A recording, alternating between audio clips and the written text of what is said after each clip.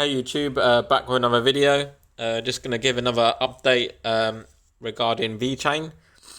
So we had a really good run up to about 125 Satoshis, which is absolutely amazing.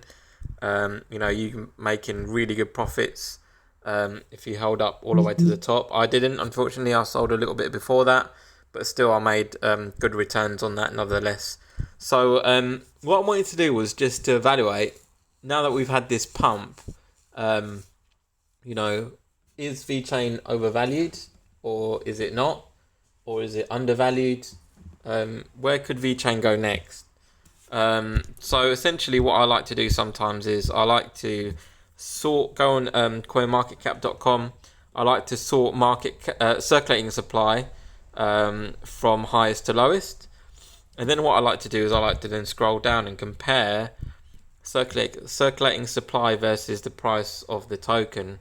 So what I like to do is I like to have a look to see where VeChain is. You can see it's right in between Tron and DX chain. And you can see that Tron is currently at 0.016 and VeChain's at 0.0086. So compared to VeChain, Tron, has a much higher market cap. It's almost double that of VeChain. And this is my own opinion. I might anger some people, and if I do, I apologize for that. I was right at the beginning, actually. Tron was the very first crypto I've ever purchased, and I've sold it all. The time I sold all my Tron was because of the Kobe Bryant event that Justin Sun held, and that just angered me enough for me to basically sell all of my Tron and move into something else. So if you look at this, you can see that VeChain is vastly undervalued compared to where Tron is. And in my own personal opinion, I think VeChain has a much higher use case than Tron. As I go through this list, and what you can do is you can do your research to see the use case of the tokens that are surrounding VeChain. Have a look at the ones that are worth more than VeChain and what are they doing at the moment. And to be honest with you, I think the use case of VeChain is a lot higher than Tron at the moment. And XRP, I would actually compare VeChain's use case close to XRP. The amount of companies that are using VeChain at the moment is through the roof. I can see VeChain easily getting up to 20 cents. I think there will be a little bit of a pullback and a bit of a cool off as expected. So if I just go up over to my charts very quickly. So this isn't the VeChain chart, this is the XRP chart.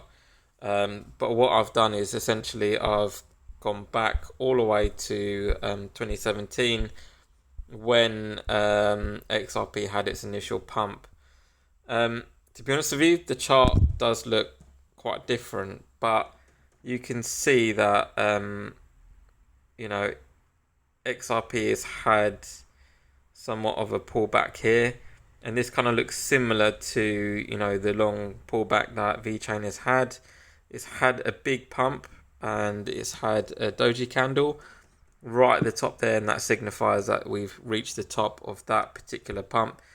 We then had a pullback, and then we've had a similar pump back to the top, and you can see that that's it hasn't gone quite as high, but it still made good returns. Then we've pretty much almost had a pullback all the way down to the bottom of the trend, and I think that this might play out for VeChain moving forwards. I think we'll probably retest somewhat the bottom maybe of that trend line, and then perhaps we'll move up higher and higher. The thing we need to watch out for, of course, is you want to keep an eye on the higher highs. You can see we had a higher high here, then we had a lower high, then we had a doji at the bottom here to signify we've reached the bottom of that trend, and then we've gone and gotten a higher high, almost, well, a solid candle higher anyway. We then had a bearish doji up at the top, which is this candle here, and then we then retrace back down, and then you can see we've then consolidated, and then after, say a couple of months, we then had that massive increase all the way up to $3. So you have to be careful. You want to try and catch this at the right time. I don't think we're quite here yet. I think we've still got some time to go. You can see that went from essentially 24 cents all the way up to 75 cents, which is a massive increase. We've barely reached that kind of gains. We're probably down here somewhere, and this is the pump that we've seen so far. We haven't seen this enormous pump here, and if I zoom out, you can see how absolutely enormous that pump was. So I'll definitely think Vechain can do something similar to that, and when that does happen, there'll be enormous gains to be had. So I'll be looking forward to that. The other thing as well is I don't know how this is going to affect Vechain. I don't know if it's going to show Vechain in a positive light or not. But this is, so I'm a resident of the UK, and this is the UK interest rates. You can see that has been low for a very long period of time, and I shouldn't really have to explain much, but basically that is a broken economy. Completely broken and bust and not going anywhere. And as a millennial, like probably many of you are that are listening on my channel, this economy is not made for us. The generations before us have borrowed and leveraged and basically screwed up the entire economy, so that today, if you try and look for a better asset that you can put your money in, I really don't think there is any. You don't want to put it in bonds. You don't want to put it in the stock market. Probably if a Bitcoin wasn't around, I think the only thing I'll put my money in is either gold or silver, and that's probably about it. But even when you think about the gold and silver market, gold, I don't know how much the market cap for gold is at the moment, but it's in the trillions. Whereas Bitcoin is currently at 200 billion. So that is a massive difference in terms of price. And I can tell you there's a lot more gold out there than there are Bitcoin.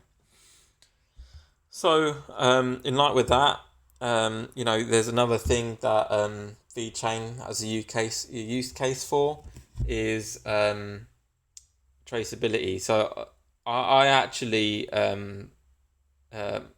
work for a manufacturer, and I actually do all the paperwork that's related to doing recalls. And I can tell you now, if I had to do a recall, if I had Vechain, that would make my life so much easier in terms of sending a notification out to everyone. I could link a recall notification to the toolchain app, and I can notify the user if they scan the Vechain barcode that that product is part of a recall and it should be disposed of.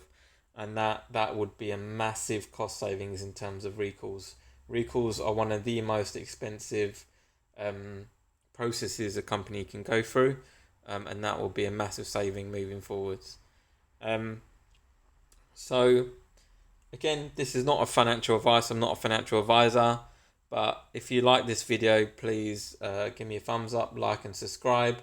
And if you want to leave any comments below where you think Vechain might go in the future, be exciting to see what kind of price predictions you might have regarding Vechain, but please let me know, and then I'll catch you in the next one. All right, thanks for watching.